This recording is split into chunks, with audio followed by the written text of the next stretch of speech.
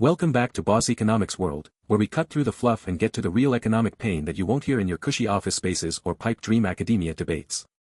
Today, folks, we're diving deep into the tangled mess that is the US economy, brought to you courtesy of bungled government policies, mixed signals from the Fed, and that perpetual roulette game known as fiscal mismanagement.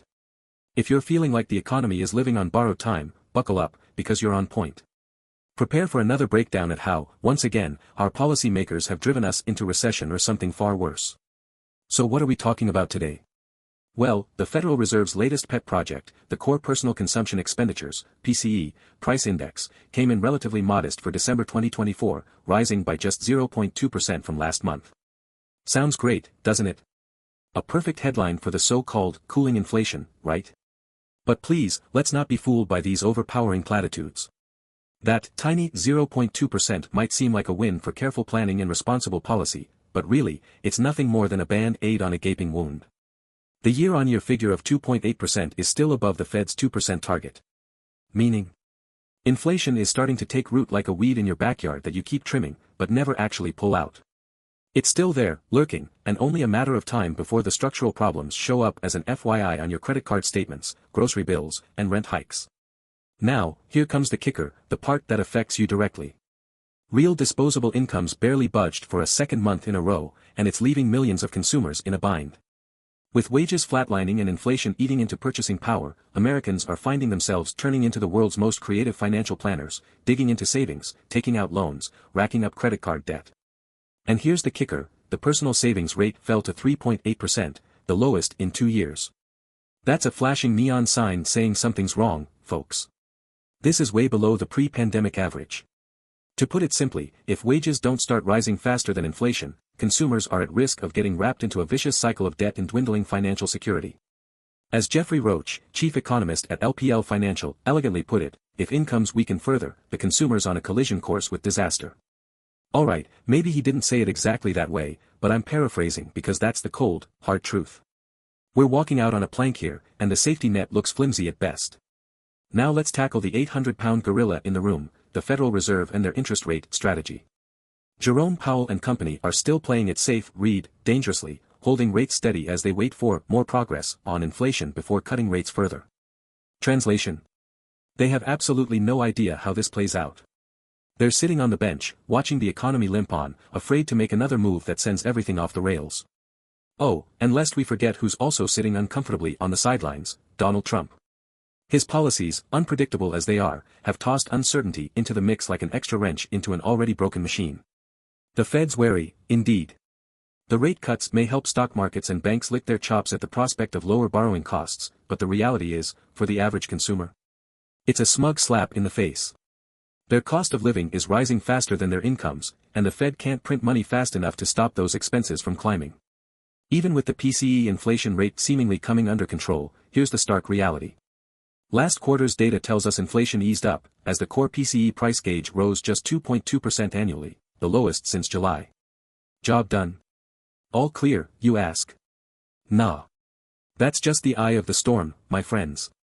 Since inflation rose steeply last year, this little reprieve is just the market slapping itself back into the median. The real problem is lurking underneath. The PCE index takes some of the most important things that eat up a chunk of your actual budget, like housing and energy, and brushes them under the carpet. Yeah, you heard me.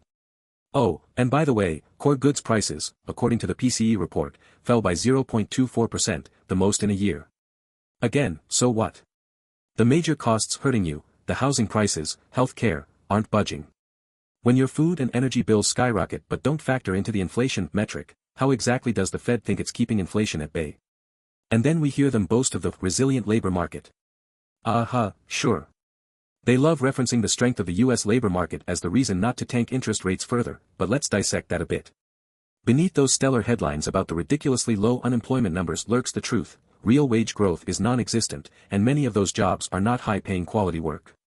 I'm looking at you, low-tier service jobs stacking hours with minimal benefits. What's coming up next is even scarier: highly anticipated job growth revisions for the year through March 2024. If those revised numbers swing lower, well, my friends, that'll be a bombshell the Fed isn't ready for. And it's necessary to mention that if wage growth continues to fall behind inflation, we'll be back to square one. All these so-called gains in the labor market will mean absolutely nothing when everyone's working 2 jobs just to afford the basics. Another loose thread in this tangled mess. Consumer spending. Adjusted for inflation, spending saw a 0.4% uptick. The Fed's smiling year to year. See? People feel confident, they're spending. The economy's fine. But let's revisit the personal savings trap we talked about earlier. Where do you think this spending is really coming from? Credit cards and savings depletions, that's where.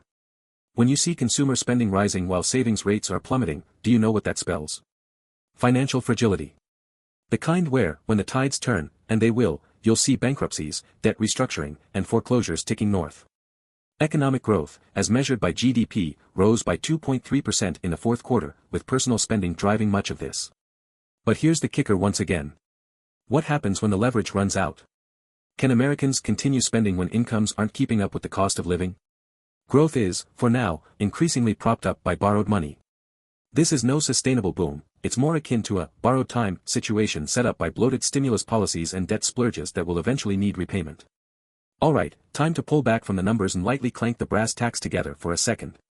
Is inflation headed in the right direction? Maybe, sure, if you squint and look at it sideways.